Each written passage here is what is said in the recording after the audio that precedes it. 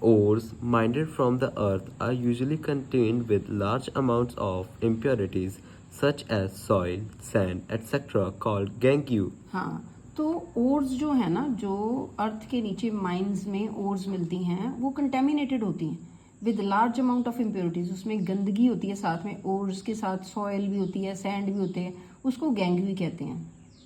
The impurities must be removed from the ore prior to the excretion of the metal. These processes used for removing the gangue from the ore are based on the differences between the physical or chemical properties of the gangue and the ore. Different separation techniques are accordingly employed. हाँ, तो ये गैंगवी जो होते हैं, गैंगवी क्या होते हैं? Sand और सॉइल किसके साथ अटैच्ड है? जो ओर्स मिलती है हमें माइंस में, अर्थ के नीचे माइंस में जो ओर्स मिलती हैं वो डर्टी होती, कंटेमिनेटेड होती with the sand and soil. तो गैंगवी कहते हैं। इनको रिमूव करने के डिफरेंट टेक्निक्स हैं, तो वो हम आज करेंगे। Next is Extracting metals low in the activity series. Metals low in the activity series are very unreactive. The oxides of these metals can be reduced to metals by heating alone. For example, cinnabar HGS is an ore of mercury. When it is heated in air, it is the first converted into mercuric oxide. Mercuric oxide is then reduced to mercury on further heating. हाँ, ये कैसे करना हमने extract? पहले तो हमने देखना कि एक्टिविटी सीरीज में जो मेटल सबसे नीचे हैं, ठीक है, वो तो बड़ी इजीली कहते हैं, उनको हम बड़ी इजीली हम प्योरीफाई कर सकते हैं। कैसे? उसको गैंग्यू रिमूव कर सकते हैं। कैसे? By heating alone. उनको मेटल्स को हमने हीट करना है, जो ओर्स को जो कंटेमिनेटेड हैं। कौन से ओर्स? किस चीज़ की? जो लेस रिएक्टिविटी, जो लो मेटल्स हैं एक्टिविटी सीरीज के सबसे नीचे वाले, जो रिएक्टिव नहीं करते, तो उनको कैसे करना रिमूव? उनकी contamination by heating only. For example cinnabar किसको कहते हैं? ये HGS क्या होता है? Mercuric sulphide. इस ओर को जो है, मर्क्यूरी की ओर को, when it is heated in air, जब गर्म करते हैं हवा में, तो पहले जब हवा में क्या होता है? ऑक्सीजन, ठीक है, तो ये कन्वर्ट हो जाती है मर्क्यूरिक ऑक्साइड में, और फिर मर्क्यूरिक ऑक्साइड जो है उससे मर्करी बन जाता है बाय हीटिंग ओनली। तो कैसे बन रहा है ये इक्वेशन देखो, मर्क्यूरिक सल्फाइड प्लस ऑक्सीजन, ठीक है, गर्म किया, हीट किया, और मर्क्यूरिक ऑक्साइड बन गया प्लस सल्फर डाइऑक्साइड बन गया। उसके बाद ये जो बन गया प्रोडक्ट, इसको हमने दोबारा हीट किया, तो मर्करी और ऑक्सीजन अलग अलग हो गए। नेक्स्ट पढ़ो। Similarly, copper, which is found as Cu2s in nature, can be obtained from its ore by just heating in air. हाँ, अब कॉपर सल्फाइड भी ऐसे ही हो सकता है। कॉपर सल्फाइड और मिलती है, वो भी कंटेमिनेटेड होती है, उसको कैसे करना है? हीट करना है एयर में।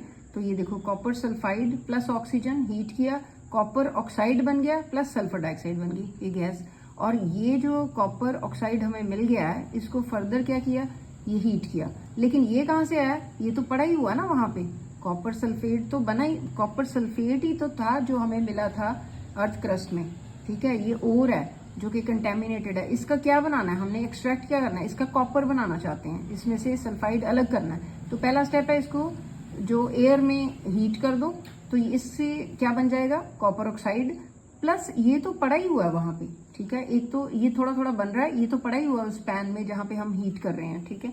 और क्या होता है? ये दोनों मिलके फिर क्या बनाते हैं? फिर कॉपर और सल्फर डाइऑक्साइड और बन जाती है। तो ये 2 स्टेप का हीटिंग का स्टेप है।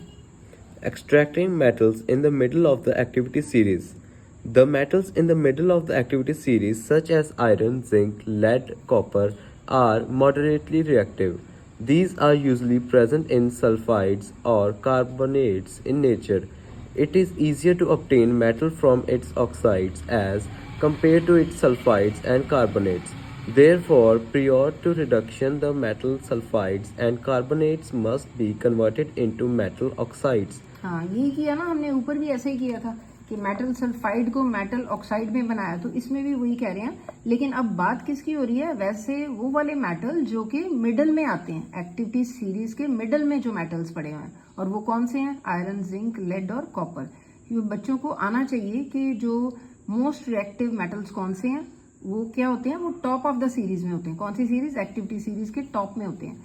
तो वो उनके भी नाम आने चाहिए। ये मिडल में जो है तो ये मॉडरेटली रिएक्टिव होते हैं, मतलब ना ज़्यादा बहुत ज़्यादा एक्टिवली रिएक्टिव, ना ही ये बहुत कम रिएक्टिव, तो ये मॉडरेटली रिएक्टिव होते हैं। और इनकी जो ओर्स हैं ज़्यादातर हमें मिलती हैं अर्थ क्रस्ट में in the form of sulphides, ठीक है, और carbonates.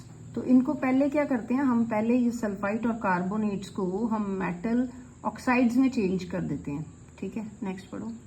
The sulfide ores are converted into oxides by heating strongly in the presence of excess air. हाँ, ऐसे ही किया था ना हमने, पहले भी ऐसे ही किया था। सल्फाइड ओर को हमने हीट किया था, तो फिर वो क्या बन जाता है, वो हमें ऑक्साइड की फॉर्म में मिल जाता है, ठीक है। इस प्रोसेस को हीटिंग की, जब हीट करते हैं किसी भी ओर को, उसको क्या कहते हैं, this process is known as Roasting. तो ये डिफरेंस बहुत इंपॉर्टेंट है। जो सल्फाइड ओर हैं उनको जब हमने उसकी रोस्टिंग करनी है तो उसको विद एक्सेस एयर में रोस्टिंग करनी है, ये देखो एक्सेस एयर। और जो कार्बोनेट ओर मिलते हैं ये एक्टिविटी सीरीज में, जो मिडल में हैं जो मेटल्स, उनको कैसे चेंज करना है ऑक्साइड में, उनको लिमिटेड एयर में करना है। ये एक मेजर डिफरेंस है। दोबारा सुनो, सल्फाइड ओर को जब हमने गर्म करना है तो विद एक्सेस एयर गर्म करना है, और कार्बोनेट ओर को जब हमने स्ट्रांगली हीट करना है तो विद लिमिटेड एयर करना है। This is the major difference. And limited air में करते हैं तो इसको क्या कहते हैं, दिस प्रोसेस, आगे रीड करो। This process is known as calcination. हाँ, ये डिफरेंस है। What is the difference between roasting and calcination? Roasting is done in with the excess heating in the presence of Excess air. और calcination is strongly heating In the limited air. हाँ, बिल्कुल ठीक है। Next is The chemical reaction that takes place during roasting and calcination of zinc ores can be shown as follows. हाँ, अब देखो zinc sulphide जो है, ये रोस्टिंग हो रही है। जिंक सल्फाइड को ऑक्सीजन में हमने, मतलब हवा में ही गर्म किया ना, और ये ऑक्सीजन कितनी दी इसको, एक्सेस, और जिंक ऑक्साइड बन गया और सल्फर डाइऑक्साइड बन गया। और जिंक कार्बोनेट जो है उसको, ये कैल्सिनेशन किसकी हो रही है, कार्बोनेट्स की। अभी बताया ना, सल्फाइड ओर को हमने ज्यादा ऑक्सीजन देनी है, और जिंक ये जो कार्बोनेट है, मेटल कार्बोनेट है, इसको हमने सिर्फ हीट करना है, लिमिटेड ऑक्सीजन, इधर ऑक्सीजन ऐड नहीं की, तो क्या बनेगा, zinc oxide plus carbon dioxide. Next is The metal oxides are then reduced to the corresponding metals by using suitable reducing agents such as carbon. For example, when zinc oxide is heated with carbon, it reduces the metallic zinc. हाँ, अब देखो दोनों cases में हमें क्या मिल रहा है, zinc oxide. चाहे हम रोस्टिंग कर रहे हैं चाहे कैल्सिनेशन कर रहे हैं, हमें क्या मिल गया, इनकी सल्फाइड या कार्बोनेट की ओर से हमें जिंक ऑक्साइड मिल गया। अब जिंक ऑक्साइड में हमने क्या मिक्स करना है, कार्बन सॉलिड फॉर्म में है, तो फिर ये जिंक बन जाएगा प्लस कार्बन मोनोऑक्साइड गैस बन जाएगी, ठीक है।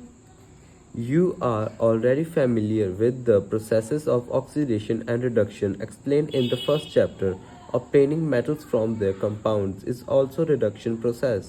हाँ, obtaining metals from their compound is also a reduction process. तो जो हमने अभी किया है कंपाउंड से, हमने क्या किया है, ये जो कंपाउंड से मेटल ऑब्टेन किए ना, और एक्सट्रैक्ट किए या ऑब्टेन करे ये वाले मेटल, तो इसको क्या कहते हैं, रिडक्शन प्रोसेस भी कहते हैं। Besides using carbon coke to reduce metal oxides to metals, sometimes displacement reaction can also be used. The highly reactive metals such as sodium, calcium, aluminium, etc. are used as reducing agent, ठीक है।